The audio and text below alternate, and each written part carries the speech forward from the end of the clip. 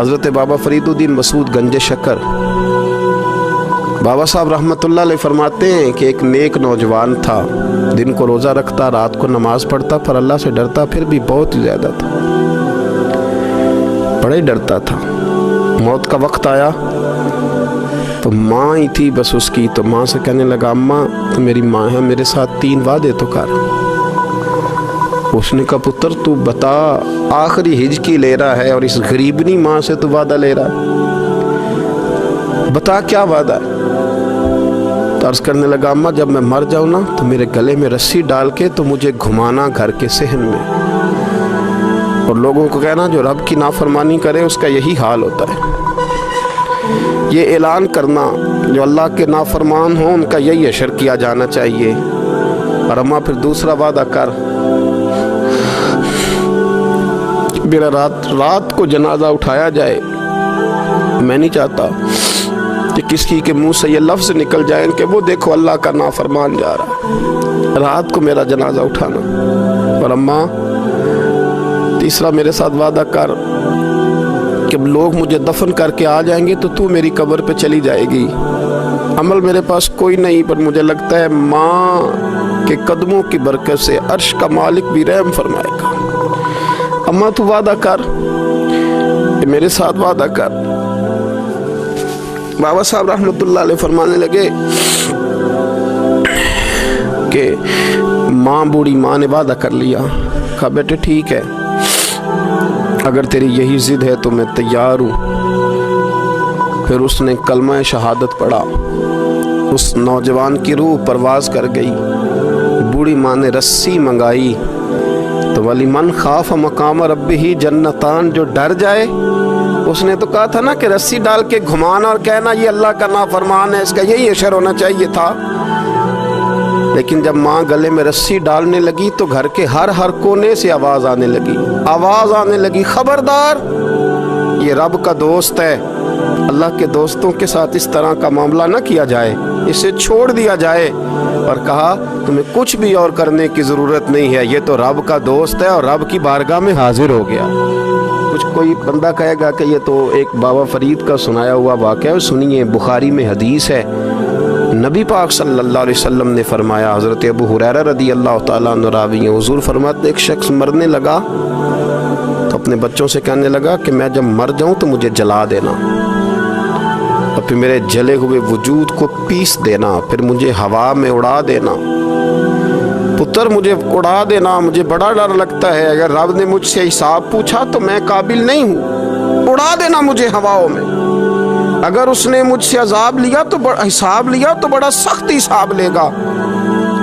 حضور فرماتے ہیں، بخاری میں موجود ہے، اس کے بچوں نے اسی طرح کیا، اس کے مرنے کے بعد اسے جلایا، ہوا میں اڑا دیا۔ اللہ کے محبوب فرماتے ہیں رب کریم نے حکم دیا زمین کو کہ اس کے ذرات کو جمع کرو، زمین نے ذرے جمع کیے، خدا نے حکم دیا تو اس کا وجود پھر سے اسی شکل میں آیا۔ تو رب کریم نے فرمایا یہ جو تو نے وصیت کی تو کیوں کی؟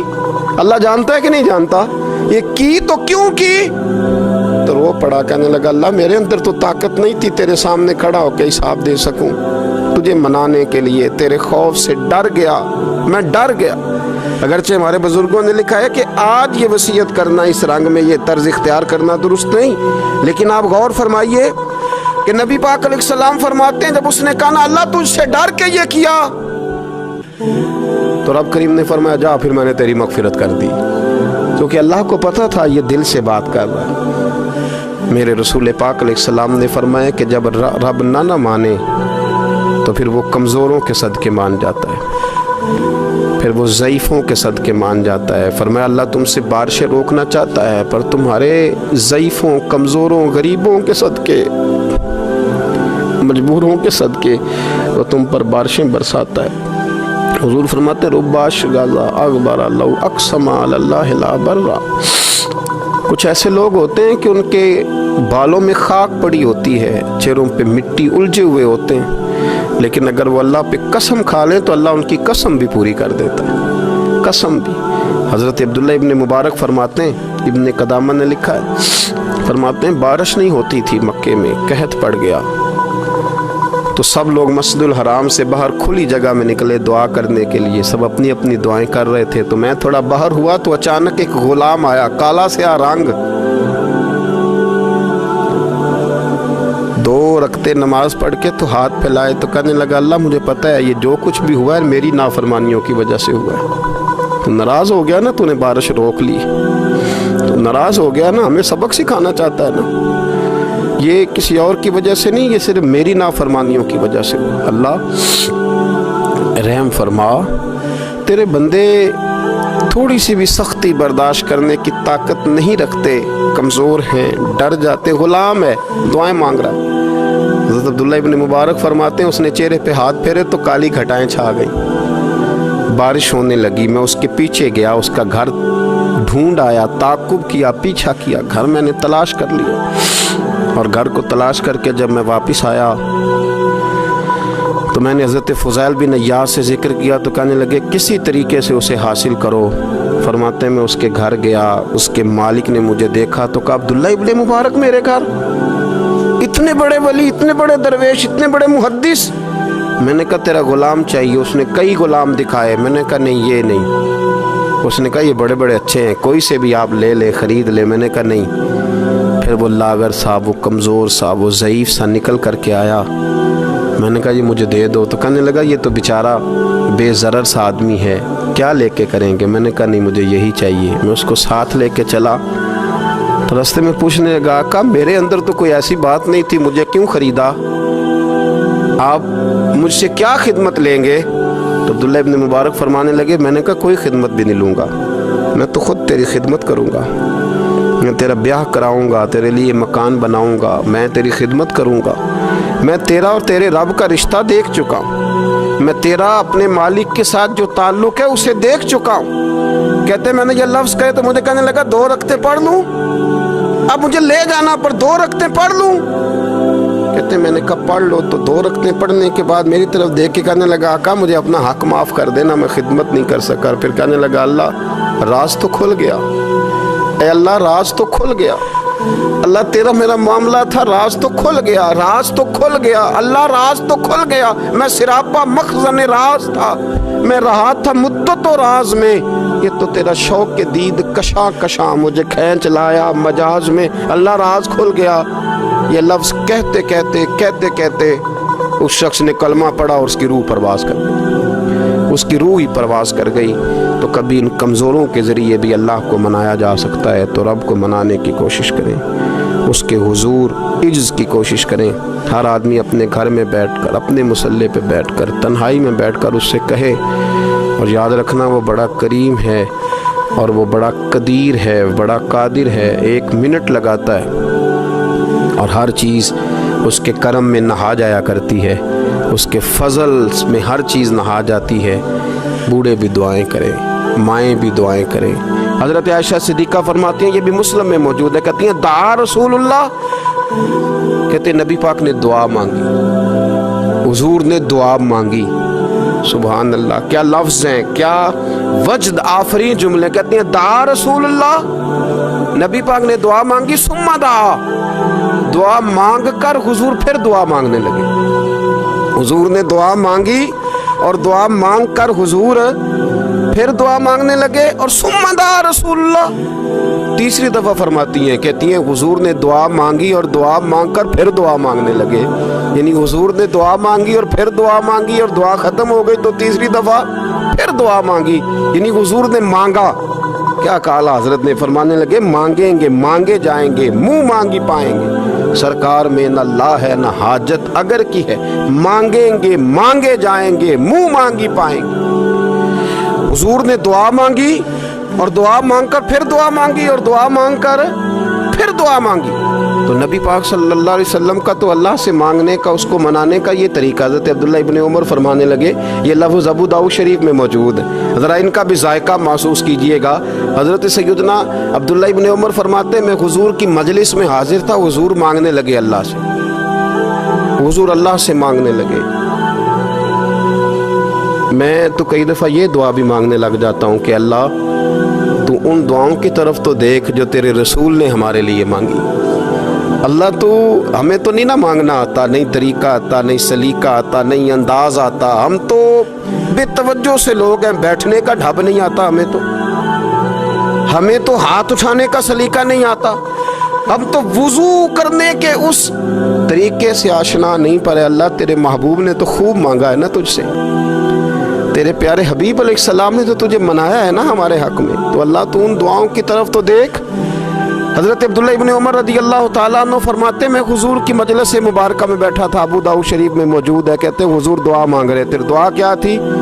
दुआ हुजूर ये मांग रहे थे, रब्बिग़फिर ली, या अल्लाह हमें बख्श दे, वतुब अलैया, अल्लाह हमारी तौबा कबूल फरमा, इन्नका अंतत तव्वाबुर रहीम, बेशक तू तौबा कबूल करने वाला और रहम करने वाला। हुजूर दुआ मांग रहे थे, ए अल्लाह रब्बिग़फिर ली, या अल्लाह हमें बख्श दे, वतुब अलैया, और हमारी तौबा कबूल फरमा, इन्नका अंतत तव्वाबुर रहीम, बेशक तू तौबा कबूल करने वाला और रहम करने वाला। हज़रत अब्दुल्लाह इब्न उमर फरमाते, इस एक दुआ को एक ही मजलिस में एक ही जगह बैठकर मेरे नबी पाक ने अपनी ज़ुबान अतर से 100 मरतबा अदा फरमाया।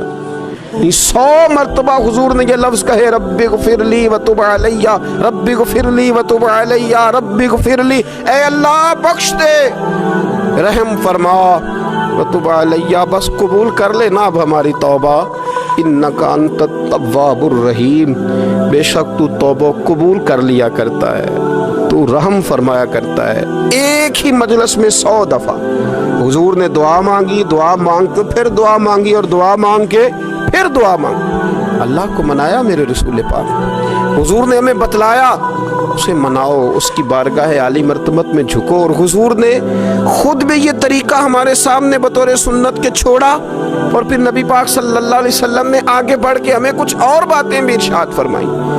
हुजूर ने हमें बतलाया कि पिछले लोग अपने रब को कैसे मनाते थे, वो किस तरह उसके हुजूर नाज अर्ज करते थे। हुजूर ने हमें अल्लाह को मनाने के तरीके भी बतलाए। फरमाया जब माँ बाप दुआ मांगेंगे औलाद के हक में तो वो मान जाएगा। हुजूर अलैहिस्सलाम ने फरमाया जब मुसाफिर दुआ मांगेगा तो अल्लाह मान जाएगा। फरमाया मेरे रसूल करीम ने कि जब बीमार दुआ मांगेगा तो अल्लाह मान जाएगा। और सैयद आलम अलैहिस्सलाम फरमाने लगे जब तुम्हारे ज़ईफ़, कमज़ोर, मजबूर लोग दुआ मांगेंगे तो अल्लाह मान जाएगा। और हुजूर ने फरमाया जब तुम फ़र्ज़ अदा करके दुआ मांगोगे तो अल्लाह मान जाएगा। और मेरे महबूब ने फरमाया जब पिछली रात उठ के तुम उसके हुजूर अर्ज़ करोगे तो वो तुम्हारी दुआओं को कबूल कर लेगा, वो तो मान जाएगा। और हुजूर ने हमें दिन बताए, फरमाया जुमे वाले दिन मांगना मान जाएगा, शब कदर को मांग लेना मान जाएगा, शब बारात में दुआएं करना वो मान जाएगा, रमज़ान की रातों में मांगना मान जाएगा, कुरान पाक के ख़त्म के मौके पर दुआ करना मान जाएगा। तरीके बतलाए। अब ये है कि हमने तो मांगना था ना उसकी बारगाह में, हमने तो हाजिर होना था, हमने तो जाना था। अब हमने आगे बढ़ना है, उसके हुजूर अर्ज़ करना है। हुजूर ने हमें बतलाया कि मोमिन मुत्तकी होता है ना, परहेज़गार होता है, तो इसने कुछ नेकियां भी की होती हैं। जिस तरह इसे अपने गुनाहों का पता होता है ना, तो इसे पता होता है कि नहीं यार फ़लाँ काम मैंने फ़कत अल्लाह की रज़ा के लिए किया हुआ है, और मेरा और मेरे रब का राज है। फरमाया जब तुम बड़े उलझ जाओ ना, जब तुम बड़ी आजमाइश में आ जाओ, और जब तुम समझ लो कि अब मैं बड़ी तकलीफ़ में आ गया हूँ, तो फिर एक तरीका हुजूर ने हमें और भी बतलाया मांगने का, एक और तरीका भी बतलाया। और वो रवायत सही मुस्लिम में मौजूद है। रावी हज़रत अब्दुल्लाह इब्न उमर रज़ी अल्लाह ताला, हुजूर फरमाते हैं 3 लोग सफ़र कर रहे थे। ये आप अंदाज़ा फरमाइए, सही मुस्लिम की हदीस है। और ज़रा हुजूर के समझाने का एक ये रंग भी है अल्लाह को मनाने का, एक ये अंदाज भी है उसकी बारगाह में गुजारिशात पेश करने का। ये भी एक तरीका हुजूर ने हमें बतलाया। अगरचे अपनी नेकियों को छुपाना चाहिए, नेकियां जो छुपी हुई होती हैं वो कीमती होती हैं, वो कीमती चीज़ें होती हैं जो लोगों ने छुपा करके रखी होती हैं। हज़रत अब्दुल्लाह इब्न उमर फरमाने लगे कि नबी पाक सल्लल्लाहु अलैहि वसल्लम फरमाते हैं 3 लोग सफ़र कर रहे थे, रास्ते में तूफ़ान आ गया, तेज़ बारिश शुरू हो गई। तो हुजूर फरमाते हैं वो तीनों बारिश से बचने के लिए एक गार में छुप गए। کو پتہ ہے پرانے زمانے کے اندر غاریں ہوتی تھیں اور لوگ جب سفر کرتے تھے لمبے تو پتھروں اور پہاڑوں کے بیچ میں سے سفر کرتے تھے. وہ غار کے اندر چلے گئے. اب چونکہ طوفان بہت زیادہ تھا, جب وہ غار کے اندر چلے گئے تو اللہ کے پیارے حبیب صلی اللہ علیہ وسلم فرماتے ہیں پتھر اوپر سے لڑکتا ہوا آیا اور غار کے منہ کے آگے آ کے اس نے غار کو بند کر دیا. اب اتنا تیز اور اس مضبوطی کے ساتھ وہ پتھر لگا اور اتنا صحیح فٹ ہوا کہ اندر روشنی آنی بھی ختم ہو گئی. اب 3 لوگ ہیں. تھوڑی دیر تو وہ پریشان رہے کہ شاید اب کبھی بچ نہیں سکیں گے, شاید چاروں جانب اندھیرا ہی ہے اور اندھیرا ہی رہے گا, شاید یہاں سے نکلنے کے لیے اب ہمیں کوئی رستہ میسر نہیں آئے گا.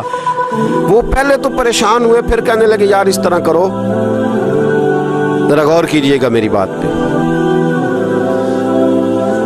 فرمایا اس طرح کرو, اگر کوئی زندگی میں نیکی کی ہے نا تو ذرا اس نیکی کو یاد تو کرو, اور یاد کر کے اس مالک کے حضور عرض تو کرو, وہ کریم ہے کوئی آنکھو شاید من جاوے تے گل کم تتڑی دا بن جاوے, عرض تو کرو.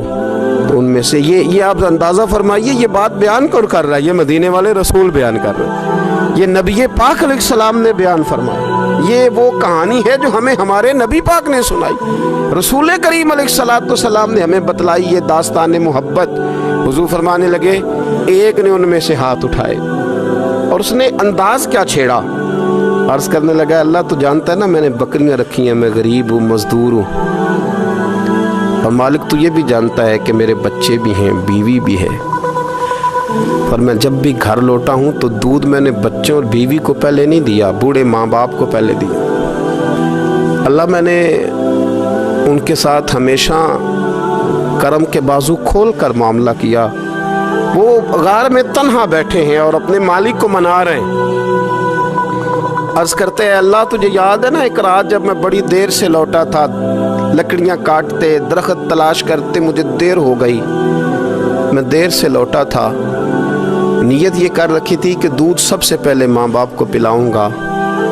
مالک جب میں لوٹا تو وہ بوڑھے تھک کر کے سو گئے تھے. میری بیوی نے مجھے کہا کہ بچوں کو پلا دو, وہ سو گئے. تو میں نے کہا نہیں, میرے ذمے ہے ان بوڑھوں کے دل کو ٹھنڈا کرنا, ان سے پیار کرنا. اللہ بیوی مانگتی رہی, بچے طلب کرتے رہے, میری ٹانگوں میں گھومتے رہے, بار بار آتے رہے, پر میں نے دودھ نہیں پلایا. اے مالک فجر ہو گئی, آفتاب طلوع ہونے کا وقت آ گیا, پر میں نے ماں باپ کے بیدار ہونے کا انتظار کیا. اے اللہ وہ جب اٹھے تو ان کی آنکھوں میں جو میرے لیے دعا تھی اور ان کے سینوں میں جو میرے لیے کرم تھا, اگر تیری بارگاہ میں وہ نیکی قبول ہے تو مالک پھر رحم فرما, نہ اس مشکل سے آسانی عطا فرما. سنو سنو, رسول کریم صلی اللہ علیہ وسلم فرماتے ہیں کہ اس بندے کی دعا مکمل ہوئی تو پتھر تھوڑا سا سرک گیا, اور اتنا سرکا کہ آسمان نظر آنے لگا. جس نے ماں باپ کو منایا ہے, ان سے پیار کیا ہے, پھر یہی بات وسیلہ بن جائے گی رب کے ماننے کا, پھر یہ وسیلہ بنے گی, اللہ اس سے مان جائے گا. پھر رسول کریم صلی اللہ علیہ وسلم فرمانے لگے, دوسرا بولا اور عرض کرنے لگا کہ اے اللہ تو جانتا ہے مجھے اپنے چچا کی بیٹی بھانے لگی تھی, میں اس کی طرف رغبت کرنے لگا تھا, اور میں نے جب اس سے جا کے ارادہ کیا کہ میں تیرا طالب ہوں, تو اس نے مجھے کہا کہ پہلے 100 دینار لاؤ بانا. تو اللہ میں نے مشقت کر کے 100 دینار جمع کیے, اور جب میں پوری طرح اس پر حاوی ہو گیا, وہ میرے قبضے میں آ گئی اور گناہ کا میں نے ارادہ کر لیا, تو اس عورت کے منہ سے ایک جملہ نکلا کہ اللہ سے ڈر. اے مالک وہ میرے قبضے میں تھی, اے اللہ میں گناہ پر قادر تھا, میں چاہتا تو گناہ کر لیتا, لیکن جب اس نے تیرا نام لے کے کہا نا کہ اللہ سے ڈر, اللہ میں ڈر گیا, میں اسے چھوڑ کے آ گیا. اگر تجھے یہ بات پسند ہے تو پھر نکال دینا اس مشکل سے, پھر کر دینا کرم. اللہ میری بھی تو چڑھتی جوانی تھی نا, میں بھی تو سب کچھ کر سکتا تھا, پر تیرے لیے, تیری خاطر میں لذت گناہ سے باز رہا, تو اللہ تو رحمت فرما دے. حضور فرماتے ہیں اس کی دعا مکمل ہوئی تھی کہ پتھر تھوڑا اور سرک گیا. پھر تیسرا بولا اور اس نے بول کے کہا, اللہ ایک مزدور کو, ایک دیہڑی دار کو, ایک غریب کو میں نے کام پہ رکھا ہوا تھا, یہ تیرا اور میرا راز ہے اللہ. وہ مزدور, وہ دیہڑی دار میرے پاس کام پہ لگا تھا, کچھ چاول میں نے اس کی اجرت مقرر کر دی کہ تو کام مکمل کرے گا تو میں تجھے دوں گا. اور جب اجرت لینے کا وقت آیا تو وہ بگڑ کر ناراض ہو کر چلا گیا. میں اسے ڈھونڈتا رہا, وہ مجھے ملا نہیں. میں نے اس کے چاولوں کی قیمت کاروبار میں انویسٹ کر دی, اس کا تھوڑا سا سرمایہ پر میں نے کھایا نہیں. پھر وہ اس سے میں کاروبار کرتا رہا اور اتنا کاروبار کیا کہ بہت ساری گائیں اور ان کے چرواہے تیار ہو گئے. وہ سالوں کے بعد لوٹا. میں نے اس غریب کا مال کھایا نہیں بلکہ بڑھایا, محفوظ کر کے رکھا. وہ سالوں کے بعد لوٹا اور کہنے لگا میرا مال, تو میں نے کہا وہ ساری گائیں تیری ہیں, وہ چرواہا تیرا ہے, یہ سارا کچھ تیرا ہے.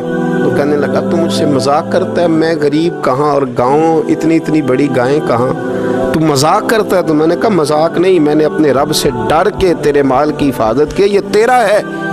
اے اللہ میں کھا بھی تو سکتا تھا نا, پر تجھ سے ڈر کر میں نے وہ سارا محفوظ رکھا. اللہ اگر تجھے میری یہ ادا پسند ہے تو پھر آج مان جانا, آج راضی ہو جا. اللہ کے رسول فرماتے ہیں اس کی دعا مکمل ہوئی تھی کہ پتھر لڑکا اور ان کے لیے رستہ بن گیا. وہ باہر آ گئے تو حضور نے ہمیں بتلایا کہ وہ تمہاری نیکیاں جو چھپی ہوئی ہیں, وہ تمہاری نیکیاں جو تم نے خالص اللہ کی رضا کے لیے کی ہیں, ان نیکیوں, ان اعمال کا وسیلہ بھی تمہارے رب کے ماننے کا ذریعہ بن جائے گا.